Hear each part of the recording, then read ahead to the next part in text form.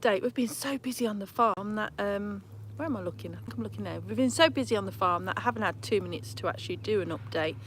So I've gone live because it's the easiest and quickest way of doing it. I'll turn you around.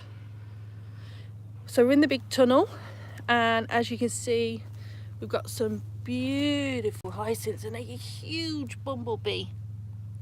And we're in March, so he's come in obviously to, or she, to get the flowers. The ranunculus bed, as you can see, which, that one, sorry about my coffee cup, is looking fabulous. And I fed those with some alpaca poop yesterday, so we'll see how that works. And then in the far bed there, we've got snapdragons. And then we've got over here, we've got Greek cress. We've got the hyacinths, which honestly smell, if it was smell-o-vision, they smell amazing. And then in the next bed there, that's all stocks. And then the final bed there, I'm going to clear out, and that will be my tomato bed. And then over the back there, I've got some more hyacinths growing. So that's the big tunnel. I'll take you through. Hold on, nearly knocked my hat off. 1 second. I'll take you through into, because there's quite a bit happening actually in the little tunnel here. It's already pretty full, bit chaotic, but I've got all my seedlings, loads of flowers for this year, and I'll just keep doing more and more as the season progresses. Lots of flowers. We've got lots up there, coriander, sunflowers, microgreens there. We've got some homegrown lupins, and I'm hoping to do more of those for cut flowers this week. What am I talking about? And down there, amongst all the chaos, we've got sage. So I'm growing a cat. So we've got lots and lots of things, lots of strawberries which need to go out, sweet peas over the back there, and more bits and pieces. It is quite chaotic in here. We've not had 2 minutes. More flowers growing here, and then some more hyacinths. Rhubarb on the floor, and I'm going to take you a quick tour because obviously we haven't been on for ages. So what we did, we planted, I'm going to walk you around with me, we planted about 1,000 or 1,500, and you can just about see them. Where's my finger? There, come down there. It looks like grass, but it's actually saffron. And then also we planted lots of mini daffodils. I think they're quite cute. And things are just starting to bud up now, so you can see the twisted willow, all the new leaves on the twisted willow. So that's good. And then we put a little hedge in, and that's all getting its new buds on. I'll zoom in so you can see. You can see all the new buds on there. So that's going to look nice. And then 2,500, I know, 2,500 saffron along there as well. And that's also where the peonies are, so that'll look really nice. And they're just coming up. I'll show you those in a second. There's Dave in the background doing his thing. Broad beans are looking good. They're starting to grow now. We've got a bit warmer weather, so they're coming up.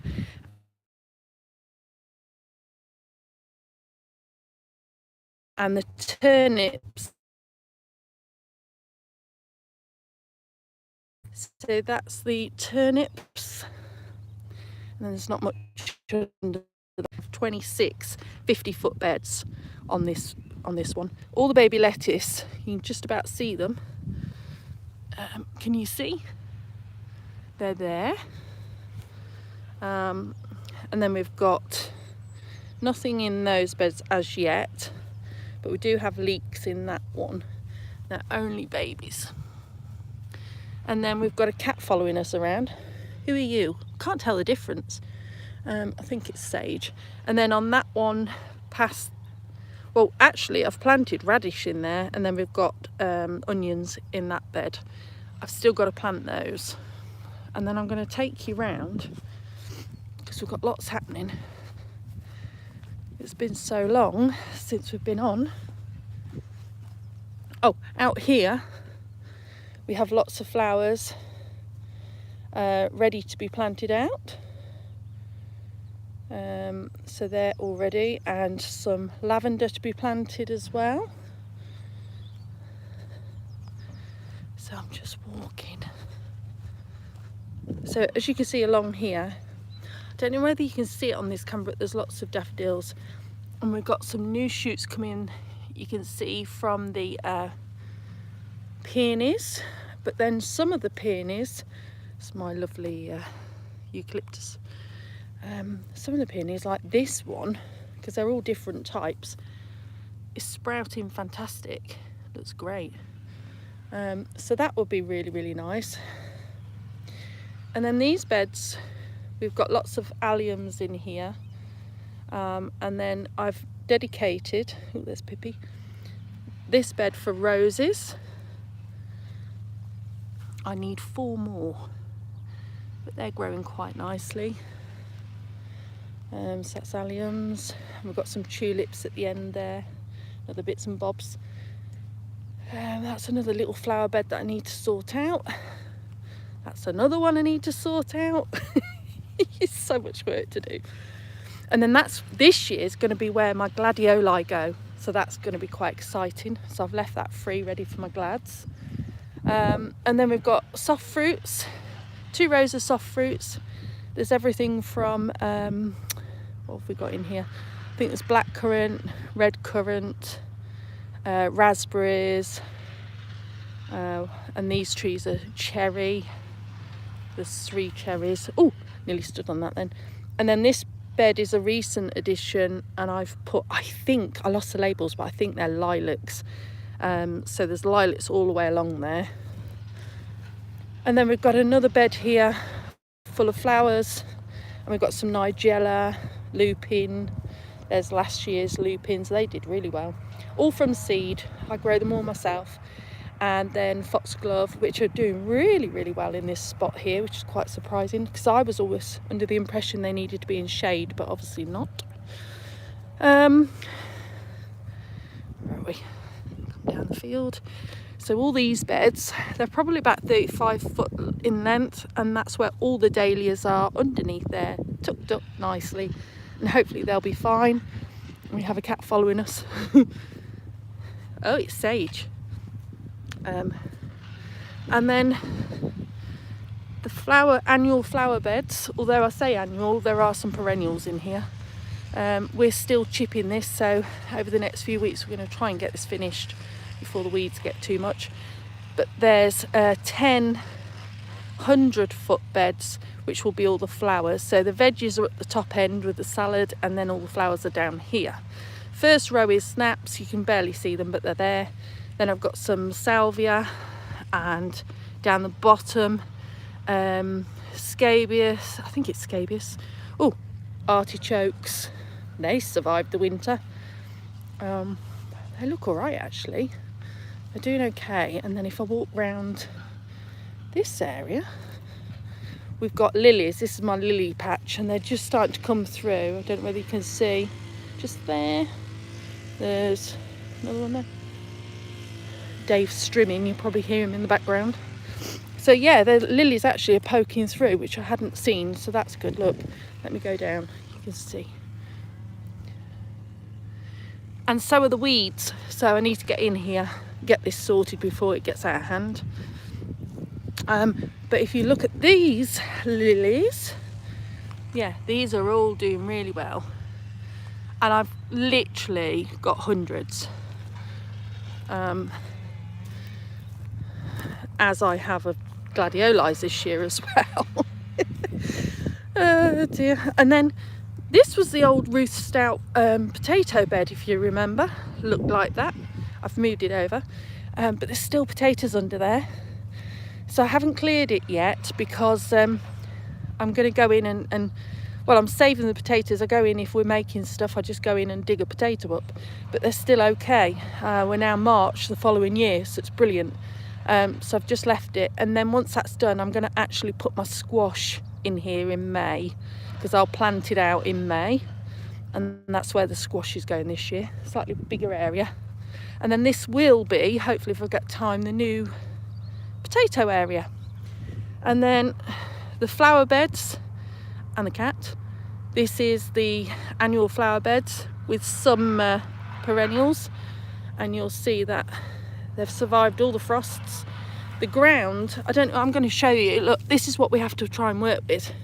It's literally rock hard stones and really, really bad soil. So do amend it, but these ones I haven't amended, but I will be. And then that first bed is all snaps, so only tiny. Now what we did do, if I bring you around, oh, I keep falling over the cat, he's so naughty. So we did a purpose-built area just for sunflowers. So this year we have 6 rows of 35-foot beds just for the sunflower successions. So that will be good, and we've kept the tarp over it for now, and so that by the time they're ready to go out in late May, all the weeds will be gone, and it will just be an easier area to keep rather than allowing the weeds to come up. And then we've got this area which we've got 5, I think there are probably about 20-foot beds, and this is for the strawberries. And then there's quite a lot happened since we last spoke. And then we've got 4 rows for the lavender, which will go in. The red robin hedging around that area is doing really well, and you can see if I come in close, it's starting to sprout new leaves. And then we've got the herb wheel, which I'll plant up once the weather gets a bit warmer. That looks good. And we've got 2 rows of garlic over here, and a cat. So we've got 2 rows of garlic, they're doing really well. Where the cat is, that's lemongrass, and then that whole back row you can see there is sweet William flowers. So let's come back down over here, because I'm going to show you something, because I can't remember whether we did a video on it or not. Quite possibly did. And there's the ladies. Hello girls. Hello. They're little lavender Peking, I think that's what they are. Lavender Peking bantams.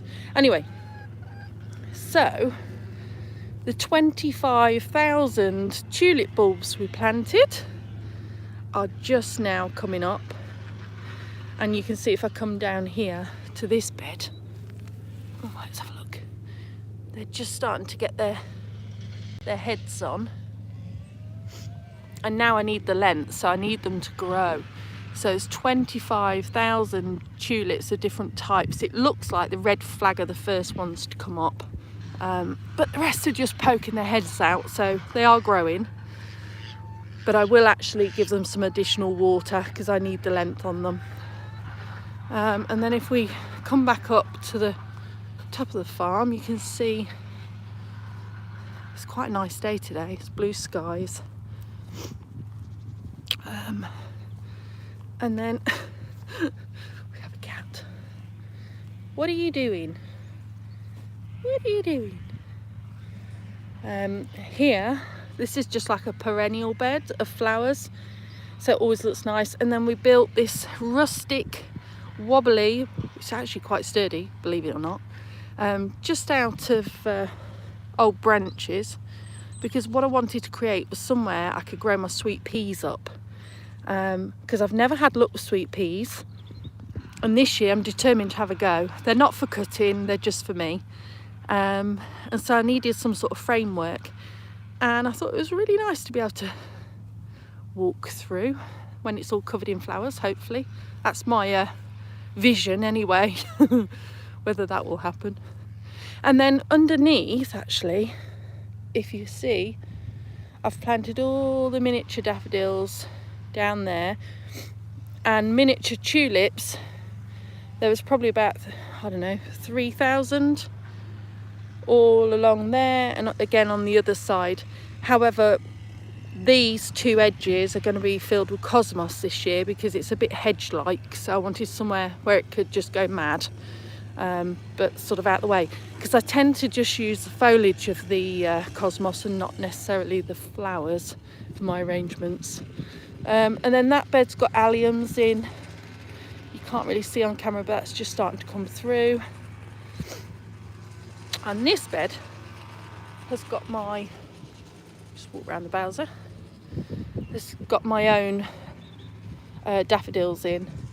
And the reason they're my own daffodils is because I chose them because of I wanted to see what they were like. Just put my coffee down, I'll show you, because they're really pretty. So if you can see, oh, and we have a cat. Go away. And they're just really, really pretty. So I chose a few different varieties, and I can't remember offhand what they were. And some are peachy colour, some are yellow. They're all sort of fluffy and different to your regular daffs, but I wanted to have a look, see what I liked the best of, and then next year I can order what was successful. The only disappointing thing at the moment, now I don't know whether that's just because it's their first year growth, maybe you guys would know and let me know down in the comments below, but the only disappointing thing so far is they're not very long. The stems aren't very long, so if I was to use them for cutting, they would be too short. But maybe they grow longer the second year once they're more established, I don't know. But whichever ones I prefer, I will be ordering for next year. And I suddenly have a cat on my back. What are you doing? I'm going to turn you around, look. So I bent down, I have a cat climbing all over me. The hazards of farming, eh? The hazards of farming. What are you doing on my shoulder? What are you doing? Anyway, so Sage is determined to be part of the video, aren't you? What are you doing? He's a good boy. So they went in and had their things off, you know what I mean?